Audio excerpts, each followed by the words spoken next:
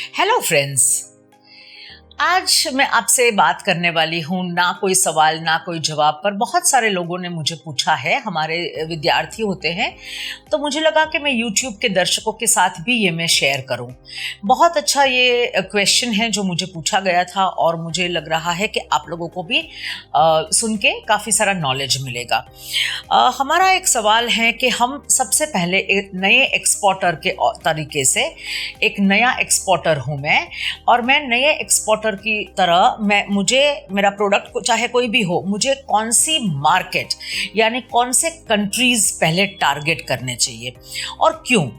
तो इसका जवाब मैं आज आपको देने वाली हूँ, which countries as a new exporter and why.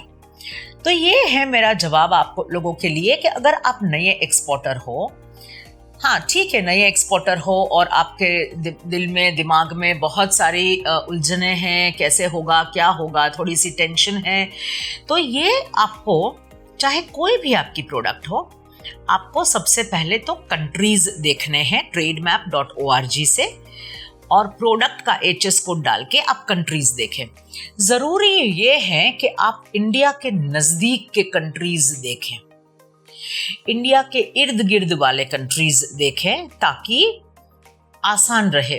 ज़्यादातर ये देश जो होते हैं इंडिया के इर्द गिर्द वाले, वो चाहे बहुत सारे लोग जो हिंदी में भी बात कर सकते हैं, हिंदी समझ सकते हैं, या फिर इंग्लिश में भी आप बात कर पाएंगे उनसे, भाषा का बहुत प्रॉब्लम नहीं रहेगा।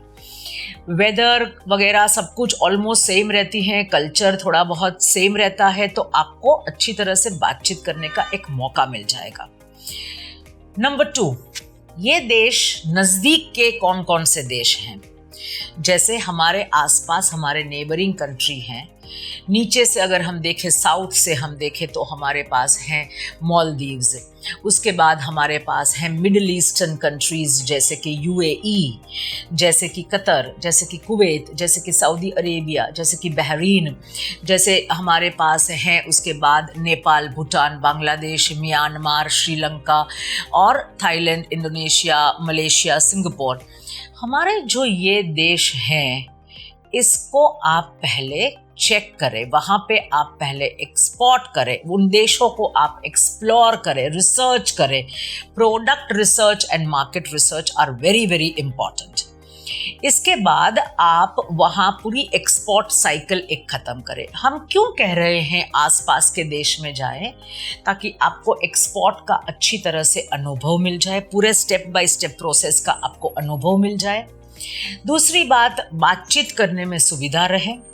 तीसरी बात, अगर कुछ ऊंच नीच हुई तो आप उस देश में जल्दी से पहुंच सकते हैं, आप जल्दी से उस देश में जा सकते हैं, अपने बायर से मिल सकते हैं, वो जो भी ऊंच नीच हुई वो आप सुधार सकते हैं, वो भी आपके पास आ सकता है। एक और चीज़ है जो आपको ध्यान में रखनी है कि आपका पहला ऑर्डर जो आएगा एक्सपोर्ट के लिए, वो पहला ऑर्डर आपका सैंपल ऑर्डर होगा। सैंपल नहीं, सैंपल ऑर्डर, यानी कि बायर ये चेक करेगा आप कैसे प्रोफेशनल हैं, आप कैसे सप्लायर हैं, आप कैसे एक्सपोर्टर हैं प्रोफेशनली, बिजनेस वाइज। तो अगर आपका सारा, आपने जो भी प्रॉमिस किया है गुणवत्ता, क्वालिटी के लिए, जो भी डॉक्यूमेंट्स प्रॉमिस किए थे बायर को, वो सारे आपने अगर अच्छी तरह से निभा लिया है, तो बायर आपको रिपीट ऑर्डर देगा। ये रिपीट ऑर्डर जो आपको मिलना है, this is your true export. पहले वाला सैंपल था, तो ये हम एक ट्राई कर रहे हैं, वो भी आपके साथ ट्राई ही कर रहे हैं। तो इसमें आपको बहुत सारा उनके साथ भरोसा रखना है, उनको आपको बहुत धीरज से, बहुत क्षमता से उनसे आपको बातचीत करनी है, एक रिलेशनशिप बनाना है कि पहला ऑर्डर ना रह के दूसरा भी बने, तीसरा भी बने। तो ये कई रीजंस हैं, these are the tips that you can definitely work upon, ताकि आपको पहला ऑर्डर एक अनुभव का ऑर्डर और उसके बाद रिपीट ऑर्डर भी मिल सके। ये रिपीट ऑर्डर जो मिलने की बात मैंने कही, that is your real success. तो ये काम करना है हमें।